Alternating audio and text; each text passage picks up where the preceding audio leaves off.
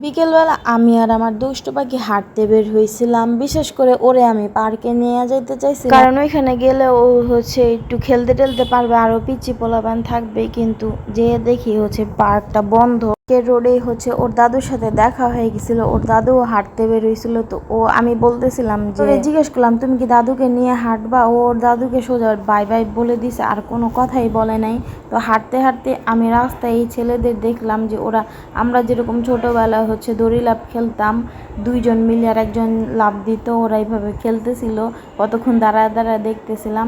আর এখানেই আমার দুষ্টু পাখি একটা ঘটনা ঘটাই দিছে। রোড ক্রস হইতেছিলাম, আর পাশেই এই ফলওয়ালা ভ্যানটা বসা ছিল। আমি আর খেয়াল করি নাই যে আমার দুষ্টু পাখি একটা আঙ্গুর নিয়ে ও হাতে নিয়ে রোড ক্রস হয়ে গেছে। তো আমি রোডের মাঝামাঝিতে আইসা দেখি যে ওর হাতে আঙ্গুর।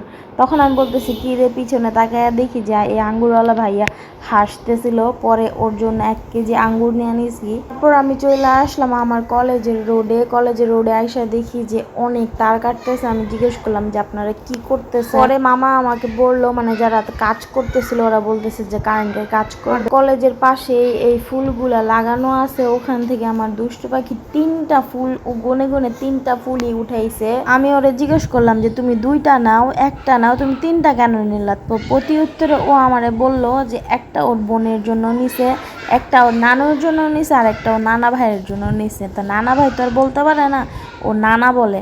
পরে আমি হাসতেছিলাম যে তুমি গুইনা গুইনা 3 জনের জন্য নিলা, তাহলে তোমার খালামুনি কই? এটা বলার পর ও দাঁত বাড়ি করে হাসতেছিল, আর কিছুই বলতেছিল না। তো আজকে আমি এতটুকু হাঁটাহাঁটি করতেছিলাম, আর অনেক দিন ধরে আম্মার সাথে দেখা হয় না, আমার আম্মাকে দেখি না। তাই ভাবলাম যে আম্মার বাসায় যে একটু আম্মাকে একটু দেখা আসি। আমার কথা বলতে বলতে তোমাদের সাথে একটা শেয়ার করি কথা আর কি। আমার হুট করে মনে পড়লো কালকে রাতে আমাদের এখানে বৃষ্টি হয়েছে, ভালো বৃষ্টি হয়েছে সন্ধ্যার পরে আর কি, মেবি 7টার দিকে। তো বৃষ্টি হয়েছে, পরে আমার না ইচ্ছা করতেছিল যে পেঁয়াজু খাই। এখন পেঁয়াজু খাবো, পেঁয়াজু এত রাতে বৃষ্টির মধ্যে আমি পাবো কই? তার জন্য আমি ডাল বিছাইছি।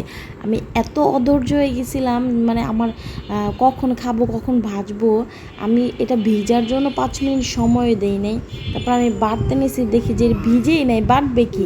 তারপর আমি কোনো রকম ঘুরায় টুরায় নিয়ে বাটিতে নিয়েছি, ভেষণ দিলাম যাতে লাইগা থাকে, কিন্তু এটা লাগে নাই। পরে আমি যখন উল্টাইতে যায় দেখি যে সব খুলে খুলে গেছে। খুলে যাওয়ার পর কোনো রকম ভাইজাটাই যা, এটা পেঁয়াজও হয়েছে না কি হয়েছে আমি জানি না, আল্লাহই জানে ভালো।